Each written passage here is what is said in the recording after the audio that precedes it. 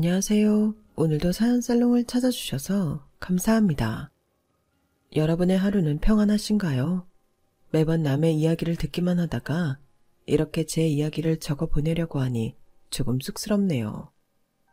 저는 태국 음식점을 운영하고 있는 사장이에요.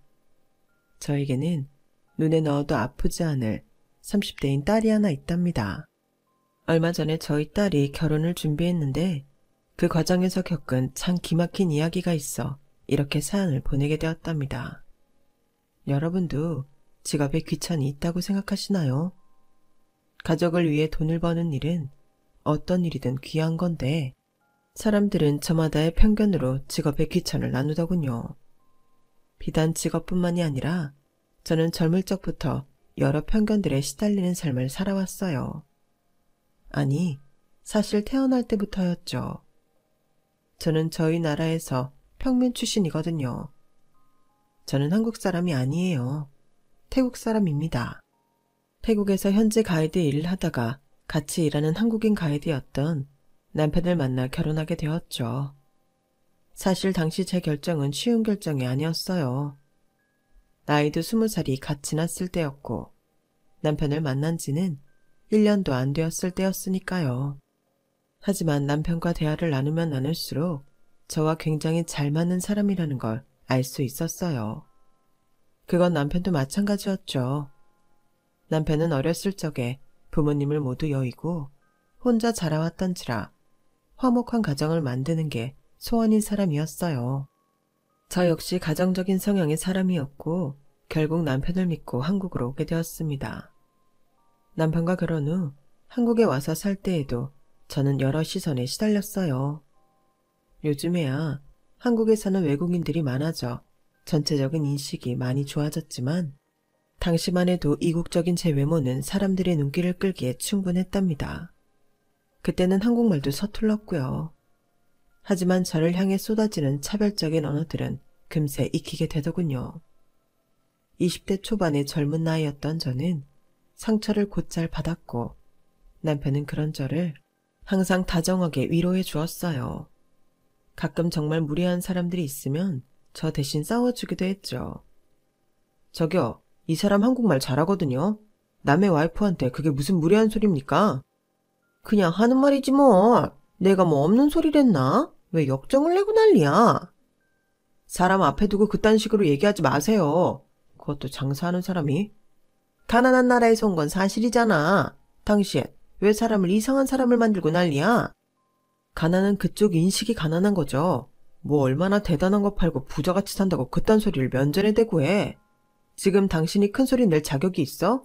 앞으로 이 가게 다시는 오나 봐라. 그런 일들이 매번 있지는 않았지만 남편은 그게 신경이 쓰였나 봅니다. 일이 없을 때면 아예 집 코앞에 있는 슈퍼나 동네 시장을 가게 되더라도 될 수 있는 한 제 손을 잡고 같이 나가주었어요. 지금 생각해보면 그런 남편이 없었다면 전 진작에 고향으로 돌아가 버렸을 거예요. 남편은 저와의 결혼을 계기로 한국에서 다시 사회생활을 시작했는데요. 영어도 잘하고 태국어도 잘했던 남편은 통역사 일을 하며 생계를 유지했습니다. 통역사로 일하는 게 열심히 할수록 꽤 많은 돈을 벌 수 있더군요. 남편은 일이 들어오면 마다하는 법이 없었어요.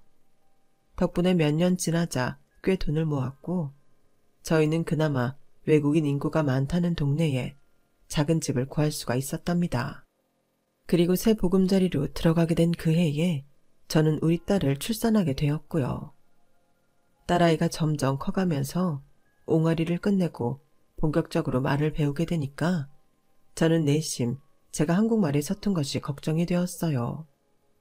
괜히 우리 딸이 한국어 발음이 어눌해지지는 않을까? 아니면 너무 한국말을 잘해서 나랑 소통이 어려워지지는 않을까 하는 생각이 들었죠. 남편 말로는 아이들은 언어를 습득하는 능력이 뛰어나서 걱정할 일이 없다고 했지만 저는 불안감을 지울 수가 없었어요. 그래서 용기를 내서 딸아이의 손을 잡고 계속 어디든 나갔습니다. 아이들이 많이 모여있는 놀이터라도 매일 들르려고 했고 시내를 다니기도 했어요. 신기하게 그 전에 한국 사람들은 저에게 차갑거나 냉정한 일이 많았는데 아이와 함께 다니니 전부 언제 그랬냐는 듯 따뜻해지더군요. 동네가 달라진 것도 한몫했겠지만 그래도 정말 눈에 띄게 달라졌어요. 놀이터에 혼자 덩그러니 앉아있자 동네의 엄마들이 하나둘씩 말을 걸어주고 시장에 가더라도 아줌마들이 아이가 귀엽다며 한마디씩을 덧붙이시곤 했죠.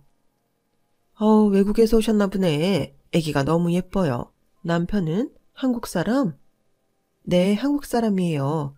결혼해서 여기 들어온 거예요. 한국은 살만해요? 고향 떠나와서 애까지 키우려니 엄청 힘들죠? 애 키우니까 한국말을 더 배우고 싶은데 아는 사람이 잘 없어서요. 자주 나오고 사람들이랑 어울리고 그래요. 여기 요만한 애 키우는 엄마들 많아. 애 이름은 뭐예요? 하늘이요. 하늘이 이름 예쁘게 잘 지었네. 한국에 사는 애 엄마들은 다 애 이름으로 부르거든요. 하늘엄마, 저기 유치원 뒤쪽 놀이터로 가봐. 동네 애 엄마들 다 거기서 놀고 있으니까. 나물 파는 아주머니의 말을 듣고 놀이터로 가보니 정말 동네 애 엄마들이 다 모여있는 것 같았어요.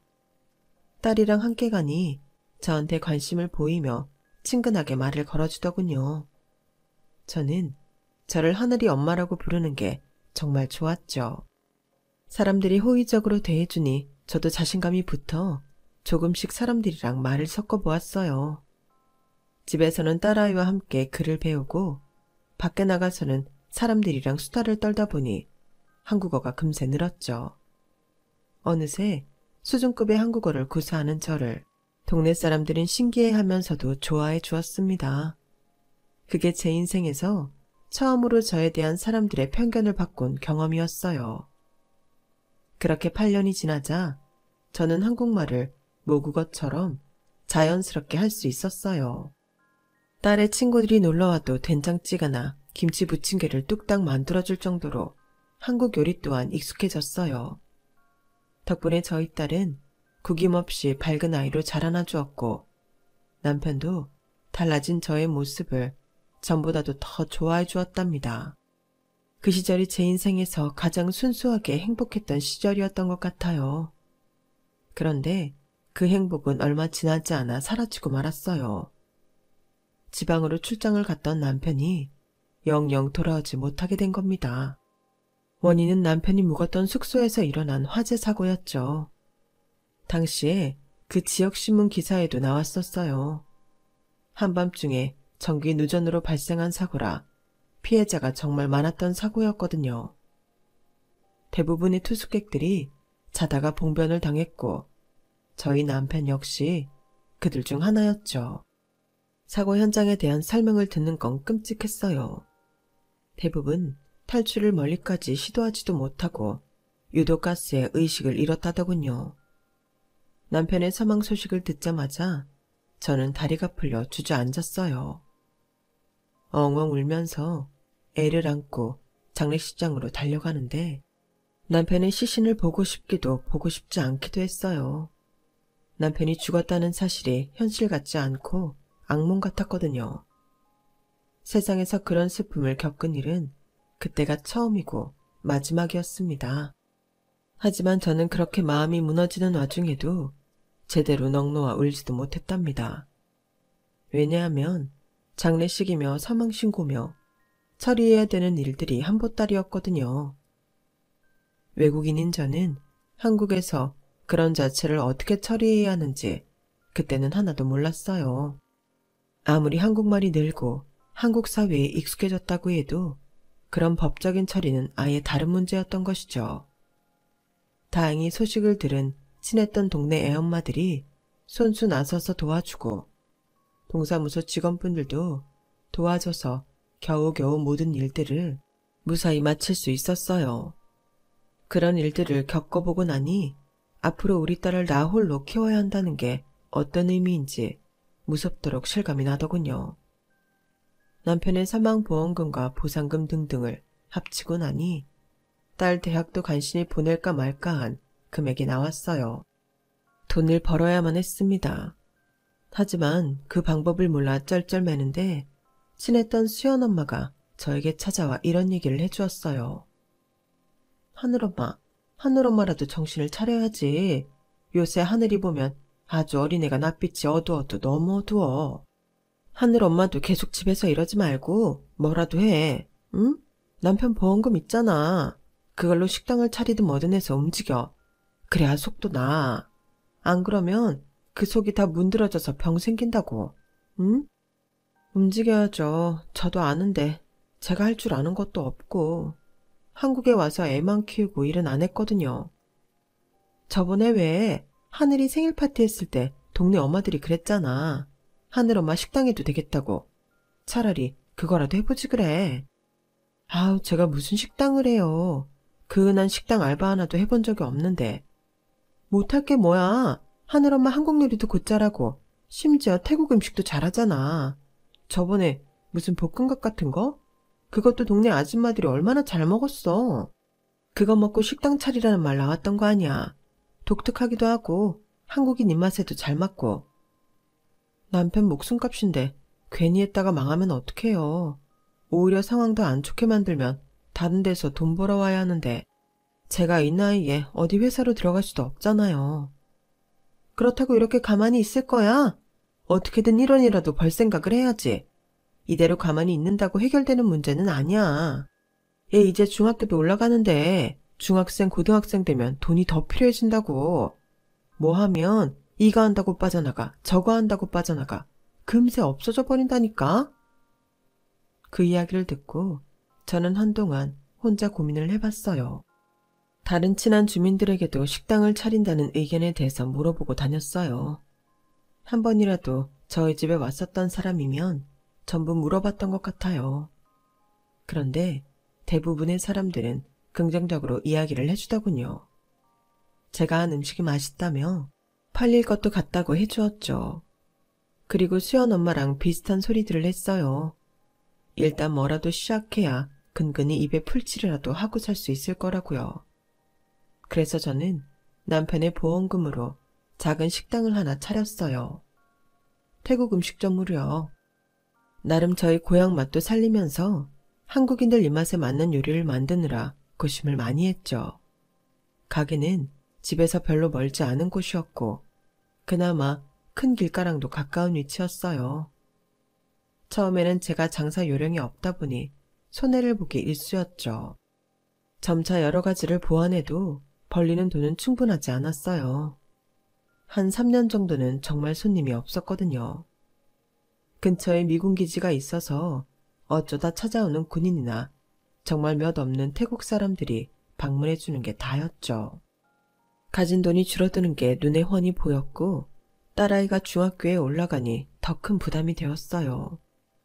교복 살 돈도 없어 동네 지인 중에 같은 학교를 졸업한 아이 옷을 얻어와 입혔죠. 한 동네에 오래 있다 보니 서로 사정이 훤했는데 저희 딸이 괜히 아이들한테 놀림을 당하면 어쩌지 하는 걱정이 이만저만이 아니었어요. 그런데 착한 저희 딸은 어차피 자기는 키가 많이 클 거라 선배옷을 입는 게 오히려 좋다며 저를 안심시키더군요. 원래 입던 애가 좀 덩치가 있는 애라 너한테 너무 크지 않아? 세탁소에 맡기기라도 할까? 옷을 좀 줄여야 할 것 같은데.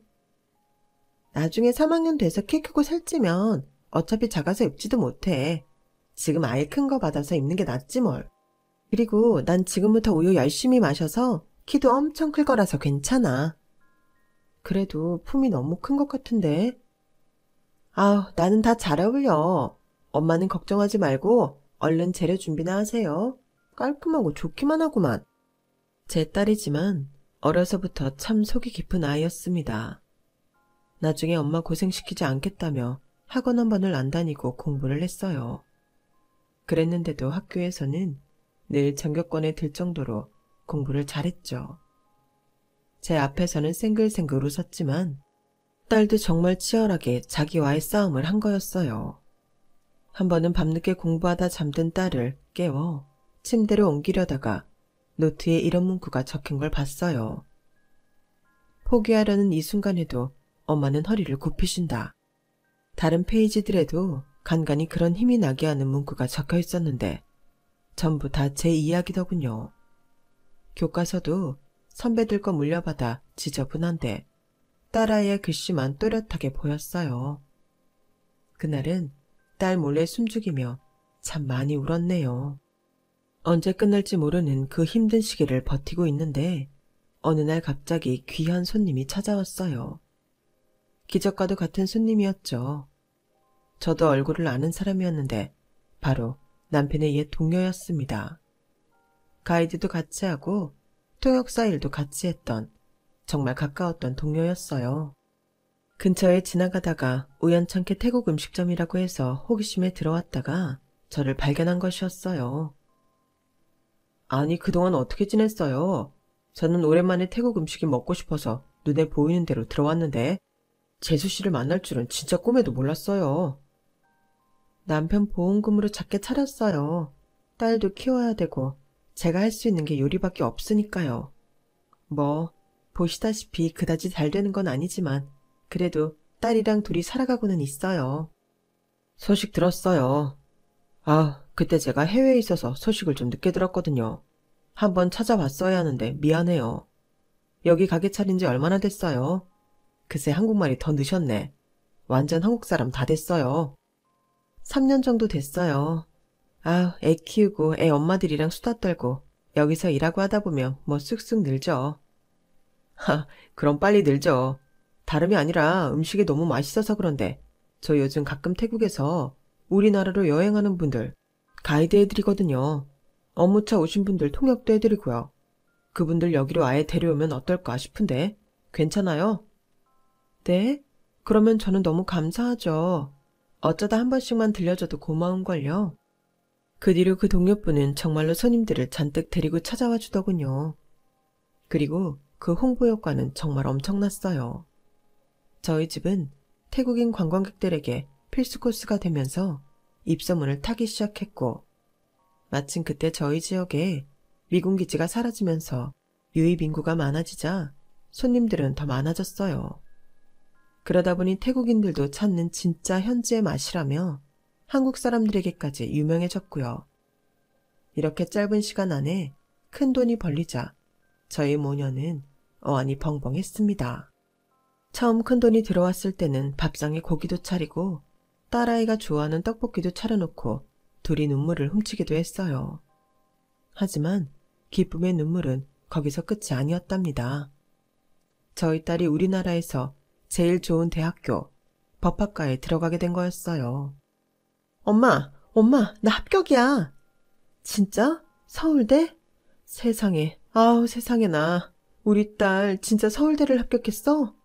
아, 고생했어 우리 딸. 그동안 너무 고생 많았다. 너무 고생 많았어. 아니야 엄마, 너무 고마워. 그동안 나랑 같이 밤새주고 엄마가 더 고생 많았어. 엄마 너무 고마워. 그동안 잠도 줄여가며 악착같이 공부한 노력의 산물이었죠. 딸과 저는 또 한 번 기쁨의 눈물을 흘리며 얼싸 안았어요. 그간 힘들었던 날들이 전부 머릿속을 스쳐 지나가더군요. 제 딸아이 학비는 전부 제가 대주었어요. 딸은 자기가 일해서 벌 수 있다고 한사코 말렸지만요.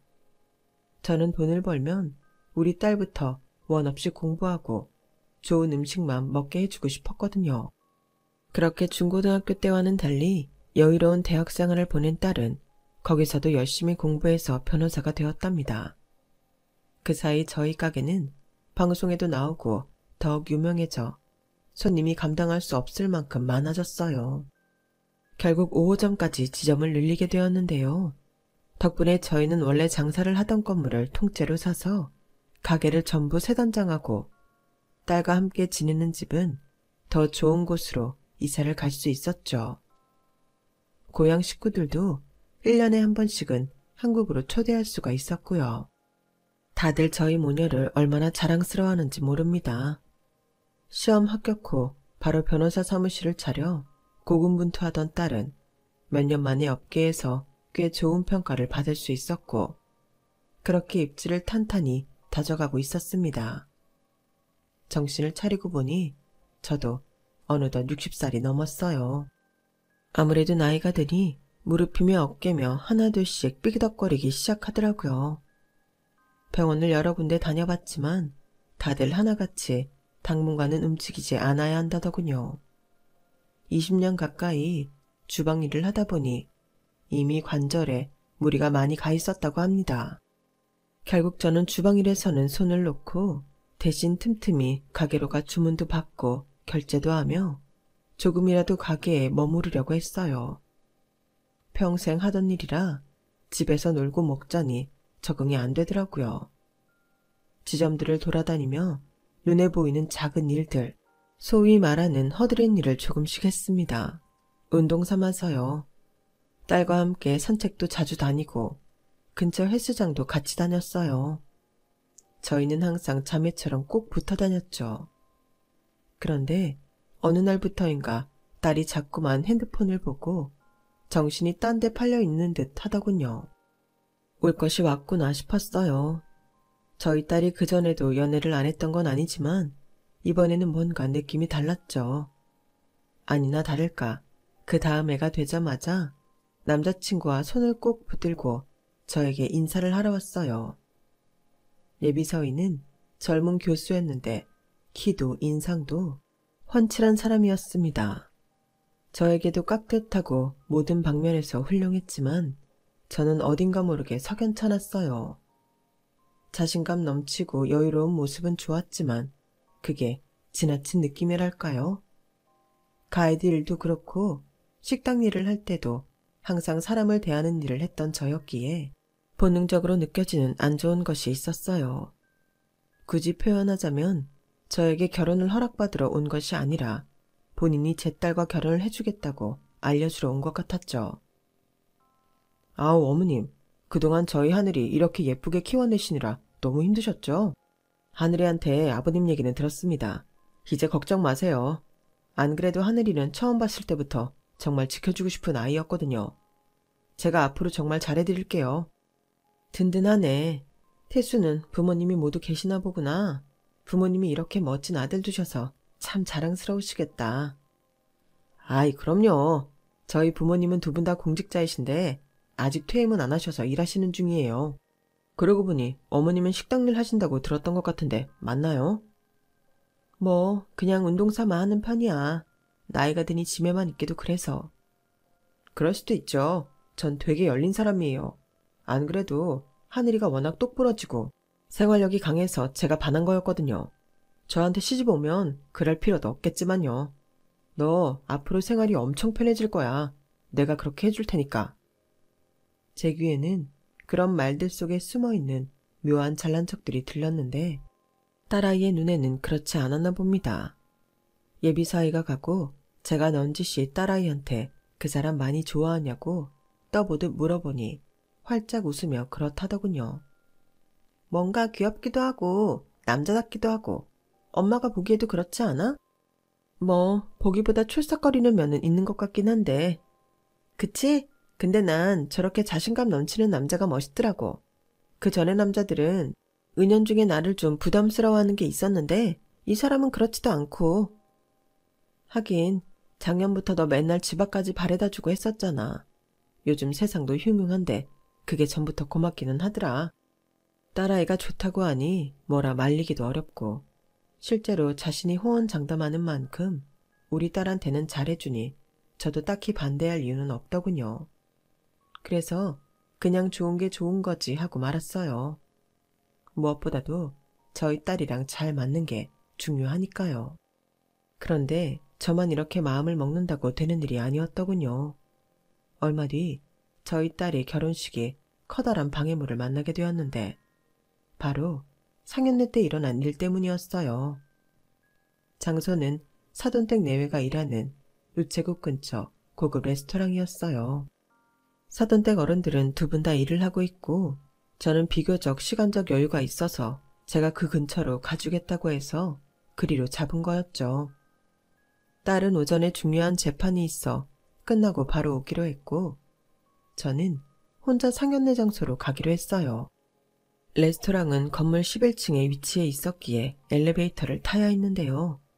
엘리베이터가 도착하자 저랑 젊은 사람들 한 5~6명이 1층에서 탑승을 했어요. 그런데 저와 같이 있던 한 아줌마가 버튼을 누른 채 계속 안 타고 버티는 거예요. 뒤에 일행이 와서 그런 것 같았는데 기다리는 시간이 한 2, 3분 정도 됐었던 것 같아요. 한 사람이서 엘리베이터를 계속 잡고 있으니 안에 있는 사람들은 당연히 눈살을 찌푸리게 되었죠.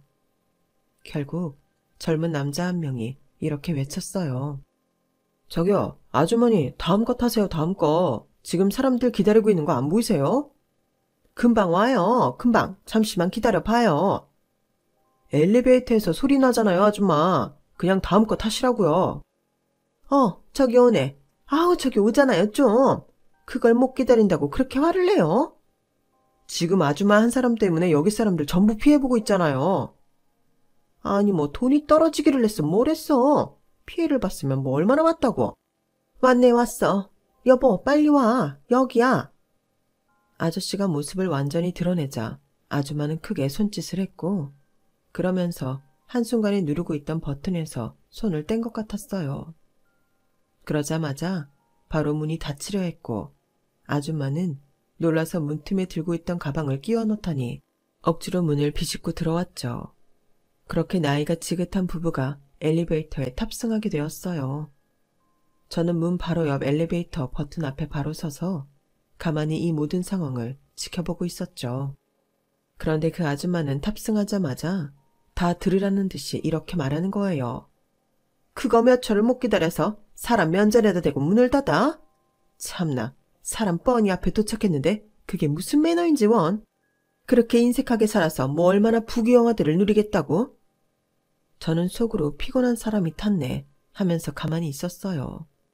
그런데 뒤에서 아줌마가 또 이러는 겁니다.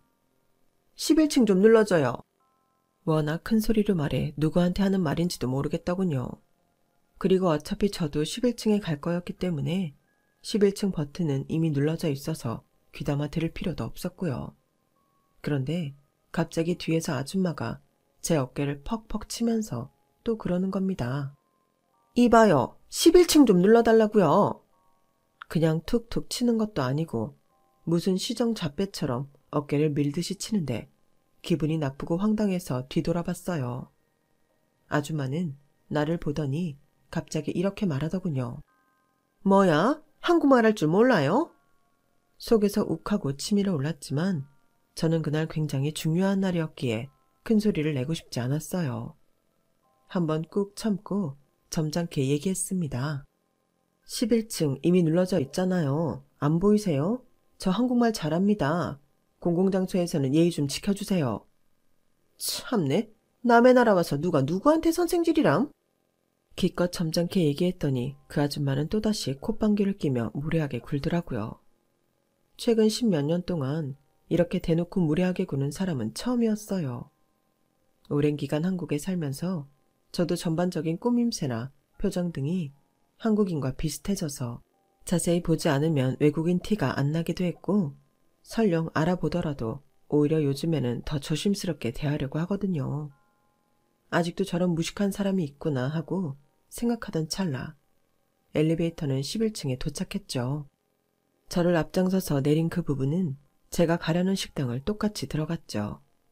그때부터 기분이 쎄했는데 제 바로 앞에서 예약자 이름을 대더라고요. 예비사위의 이름이었죠.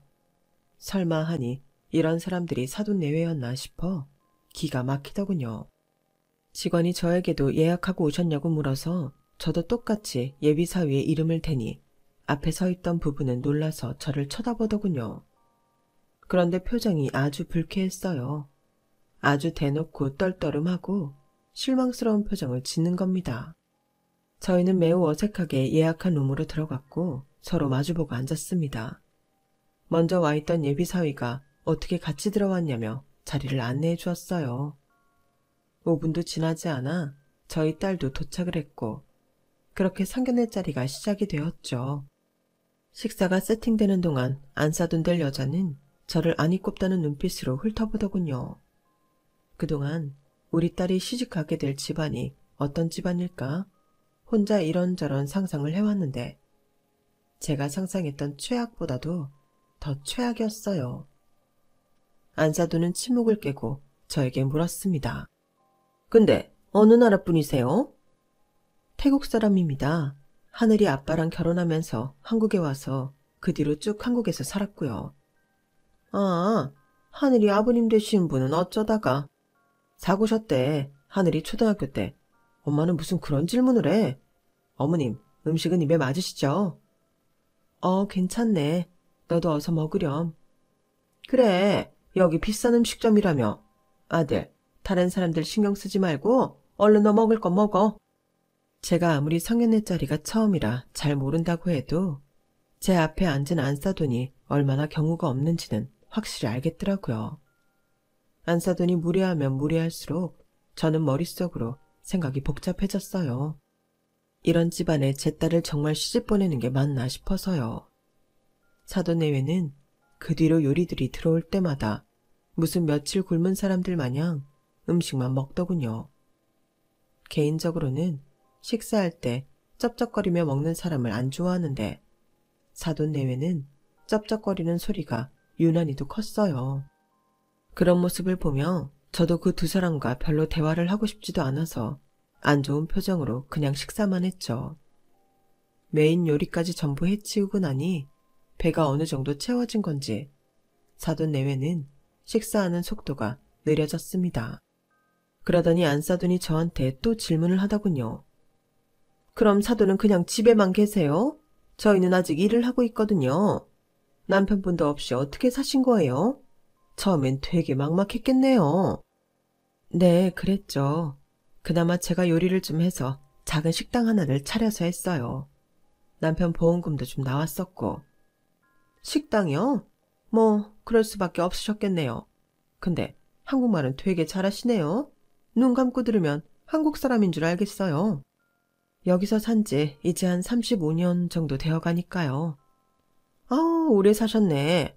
하늘이가 애가 반듯하고 귀하게 자란 줄 알았는데. 애들 이거 결혼시키는 게 맞는지 모르겠네. 저와의 대화 끝에 안사돈은 못마땅하다는 표정으로 혀를 끌끌 차는 것이었습니다. 기분이 나쁜 걸 넘어서 화가 났지만 안사돈의 말에는 저도 동의하는 바였어요. 이 결혼을 시키는 게 맞는지 모르겠다는 말이요. 집에 가서 딸아이와 싸워서라도 뜯어 말려야겠다고 생각하고 있는데 눈치 없는 예비사위가 끼어들었어요. 왜? 엄마 하늘이 마음에 들어 했잖아. 우리가 준비도 엄청 잘하고 있는데 뭐가 문제야? 야, 아설아. 한국 사람도 아니고 우리랑 급도 안 맞고 괜히 나중에 서로 얼굴 붉힐 일 생길 바에야 지금 정리하는 게 낫지. 한국 사람이 아닌 게 왜 얼굴 붉힐 일이 되는데요?